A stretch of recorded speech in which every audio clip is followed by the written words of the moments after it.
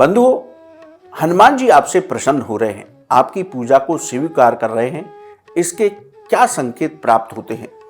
देखिए बंधुओं, कलयुग में हनुमान जी की उपासना सबसे कल्याणकारी मानी जाती है। कलयुग में यदि हनुमान जी की उपासना की जाए तो व्यक्ति की न सिर्फ मनोकामनाएं पूरी होती हैं, वहीं ग्रहों की बाधाएं भी दूर होती हैं। आप प्रतिदिन हनुमान जी की पूजा कर रहे हैं तो आपको हनुमान जी की पूजा से किस तरह के ऐसे संकेत प्राप्त होते हैं कि जिनसे आपको ये महसूस हो कि हनुमान जी आपकी पूजा को स्वीकार कर रहे हैं और आपका पूजा में मन लग रहा है। बंधुओं, कुछ संकेत शास्त्रों में बताए गए। यदि आप रामायण का पाठ या सुंदरकांड का पाठ कहीं हो रहा है और आप वहां अनायास ही पहुंच जाते हैं, आपका कोई प्रोग्राम नहीं होता, तो ये संकेत माना जाता है कि हनुमान जी आपसे प्रसन्न हैं, आपकी पूजा को स्वीकार कर रहे हैं।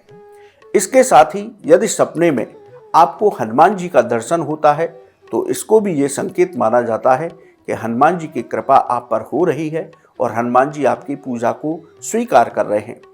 तीसरा संकेत है कि बड़ी से बड़ी बाधाओं और संकटों से आप चमत्कारी रूप से बाहर निकल करके आ रहे हैं, यानी कि आप पर उनका कोई असर नहीं हो रहा, जबकि आपको ऐसा लगता है कि अब मैं इनसे कैसे निकलूंगा।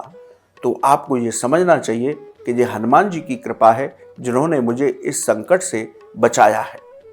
बंधुओं, चौथा संकेत ये माना जाता है कि शनि के प्रकोप और ग्रहों की बाधा के बावजूद आपके मन में नकारात्मक विचार नहीं आ रहे।